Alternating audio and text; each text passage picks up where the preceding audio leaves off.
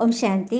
आज प्यारे मीठे भगवान की मीठी मुरली सार की मंथन की डेट है 24 फरवरी 2022। तो आज मीठे मीठे बाबा ने कहा, पढ़ाई में गफलत मत करो, अविनाशी ज्ञान रत्नों से अपनी झोली भरती रहो, विनाशी धन के पीछे इस कमाई को छोड़ना नहीं। तो पढ़ाई हमें कौन पढ़ा रहा है? सबसे पहले तो यह निश्चय कि स्वयं भगवान हमें पढ़ा रहे हैं।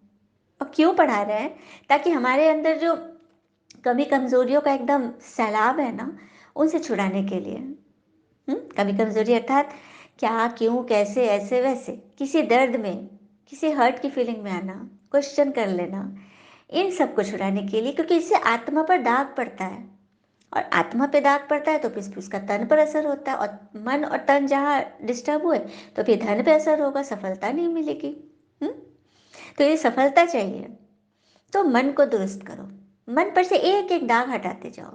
हम्म? और पढ़ाई को हल्के में मत लेना है, गफलत माना हल्के में नहीं लेना है कि ये पढ़ाई कोई ऐसी कोई गुरु गोसाई पढ़ा रहे, नहीं। और बाबा तो रोज बोलते रहते हैं, तो ढीला ढाला नहीं, ढीला ढाला नहीं, सुन रहे हैं, चल रहे हैं, अलवेलापन नहीं। और फिर ये पढ़ाई मेरे काम की है, यह पढ़ाई मेरे काम की है, यह समझ लेना ही उस पढ़ाई को वैल्यू देना है। क्योंकि भगवान हर एक बच्चे को पढ़ा रहे हैं, हर एक बच्चे के लिए चाहते हैं भगवान कि वो अपनी तो वैल्यू दे, अपनी मन की तो वैल्यू दे। हम्म? और विनाशी धन एक तो चीज, ये जो चीज इन आंखों से दिखाई दे रहा है, ये सब कुछ नष्ट होने वाला है। ये सब कुछ मतलब क्षण भंगुर है ना। तो यहाँ पे जो भगवान कह रहे विनाशी धन अर्थात सूक्ष्म की बात है, मान शान की इच्छा रखना भी हमें गिराता है। क्योंकि हम किसी के कुछ कर रहे हैं, सेवा भाव से कर रहे हैं, और कोई नहीं समझ रहा है तो हम गिर रहे हैं, हम दर्द में जा रहे हैं। ये भी तो है मान शान की इच्छा रखना। हम्म? तो उसके पीछे इस कमाई को नहीं छोड़ना है। ये जो अविनाशी कमाई है, आत्मा की कमाई है, इसको बराबर जमा करते जाना है। यह भगवान ने आज हमें समझाया। ज्ञान रत्नों से अपनी झोली भरते रहो, और जो भरा हुआ रहेगा वही तो किसी को दान करेगा ना। हाँ। और कोई आत्मा अगर कुछ बोल भी रही है तो सेवा प्रति बोल रही है, उनके कल्याण के लिए बोल रही है। कुछ क्षण थोड़ा आता है बहाव, लेकिन फिर अगले क्षण जब ईश्वर की याद आती है, हाँ, तो फिर मन फिर से फ्रेश हो जाता है ना। बड़ी बात तो ये पढ़ाई से ये होगा ऐसा। प्रश्न है, जो बच्चे भगवान के समान रहम दिल हैं उनकी निशानियां क्या है? ईश्वर के समान रहम दिल, भगवान को हम बोलते हैं ना, हे रहम दिल, हे रक्षक, हाँ, हे पतित पावन, आओ हमारे दुख हरो। तो बच्चे भी कैसे हैं उनके समान? उनकी क्या निशानी है? तो उन्हें ज्ञान का नशा चढ़ा हुआ होगा। वे ज्ञान की धारणा कर औरों को भी ज्ञान का इंजेक्शन देकर माया की जन्म जन्म की बिकारी, जन्म जन्म की बीमारी से, आसुरी मत से छुड़ाते हैं। किसी बात में यदि मेरा मन फंस रहा है, वहां पर माया है, माया सुर है वहां पर। आ रही बात समझ में? जिस बात से हमारा मन बहुत उड़ रहा है, बहुत खुश है, वहां पर बाबा है, ज्ञान है। वहां पर समझ है। तो खुद भी समझना है और औरों को भी समझाना है, कोशिश में निरंतर लगे रहना है। कई आत्मा को इसको शुगर आदि की भयानक बीमारी हो जाती है तो खुद से इंसुलिन का इंजेक्शन लेते हैं ना, खुद से। तो यहाँ भी पहले खुद को इंजेक्शन देना है, अपने आप को ज्ञान सुनाना है, पढ़ाना है, समझाना है, और अच्छा बनाना है ना। तभी तो हम औरों को दे पाएंगे। औरों की भी जन्म जन्म की बीमारी से हमें छुड़ाना है। जो भगवान सुनाते हैं उसे नोट करना है, सवेरे सवेरे उठकर खुद भी पढ़ना है, और विचार सागर मंथन कर सदा हर्षित रहना है, जस्ट लाइक अ स्टूडेंट। एक बेस्ट स्टूडेंट क्या करता है? जो टीचर ने सुबह सुबह पढ़ा दिया उसको अच्छे से नोट करेगा, उस पर मनन करेगा, और सारे दिन उसको रिवाइज करेगा, क्योंकि उसको पता है जो भगवान ने ये पोर्शन दिया है ये हमारे एग्जाम में आने वाला है। तो उसकी वो तैयारी रेगुलरली करेगा, है ना। ये है सच्चे बच्चों की निशानी। धारणा है, भोले बाबा समान आशुरी मत, क्या, क्यों, कैसे, दुख दर्द चिंता तनाव से सभी को छुड़ाना। जैसे भगवान बच्चों को पढ़ा रहे हैं, बी के बच्चों को, अब उनका काम है कि कैसे अन्यों तक ये मैसेज पहुंचे। सबके दर्द को छुड़ाना हम बच्चों का काम है। हुँ? स्वच्छ बुद्धि बनना व बनाना है, खुद भी बुद्धि एकदम स्वच्छ रहे, औरों को भी बनाना है, यही लक्ष्य है हमारा। वरदान है, परिवर्तन शक्ति द्वारा बीती को बिंदी लगाने वाले निर्मल और निर्माण भव। परिवर्तन शक्ति द्वारा बीती को बिंदी लगाने वाले निर्मल और निर्माण भव। कैसे बनेंगे? तो परिवर्तन शक्ति द्वारा सबसे पहले अपने स्वरूप, स्वभाव, विचार, संस्कार को बदलना है। अपने स्वरूप, स्वभाव, विचार व संस्कार को बदलना है। ये पुराने आसुरी संस्कार ही पुरुषार्थी जीवन में धोखा देते हैं और हमें उसकी वैल्यू नहीं होती कि हमें क्या मिला है, तो हम तो फिर कार पार कर रोएंगे। हम्म?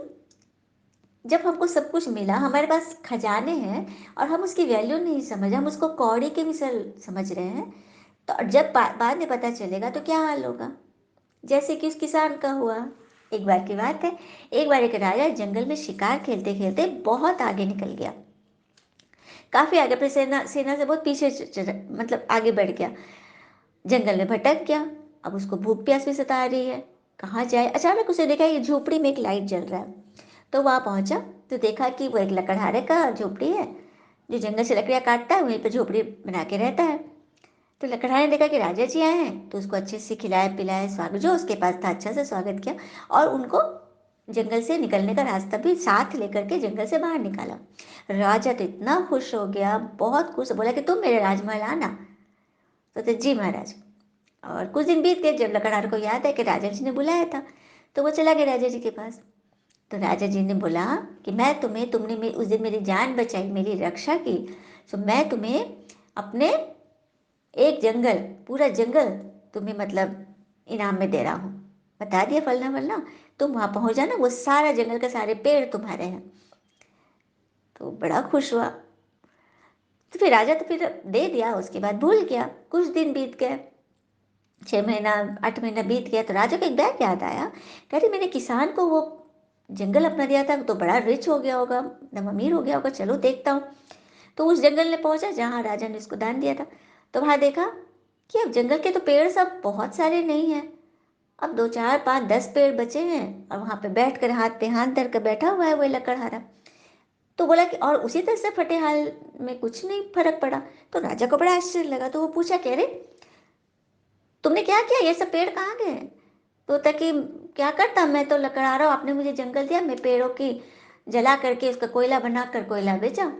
तो अब सोच रहा हूँ कि अब तो बस 2 4 5 ही बचे हैं, अब तो कुछ दिन में ये भी खत्म हो जाएंगे, फिर मेरा गुजारा कैसे चलेगा? राजा ने हाथ, माथा हाथ पे रख लिया, हाथ पे माथा रखा और सोचा कि हे भगवान, इसको कब अकल आएगी?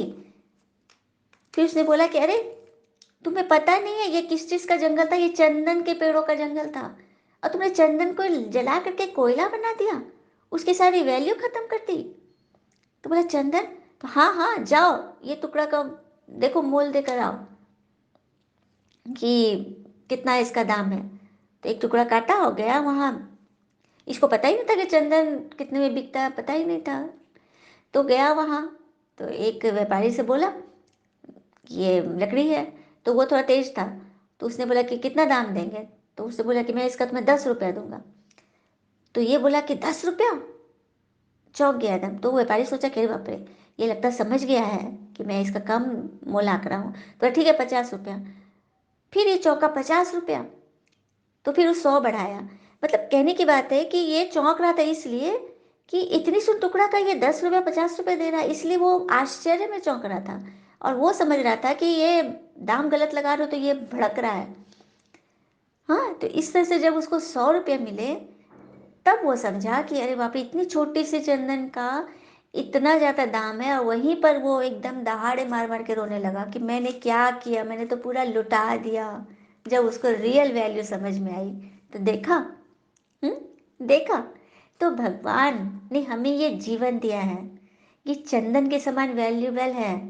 तो हमें तो पहले ईश्वर से मिलने के पहले तो पता नहीं था, हम अपना जीवन क्या क्यों कैसे ऐसे वैसे में बिता रहे थे। मन में गांठ रखे थे, मन का मौन रख लेते थे, बातें छूट ही नहीं रही थी, अंदर तो सब डीप रूटेड होते जा रही थी।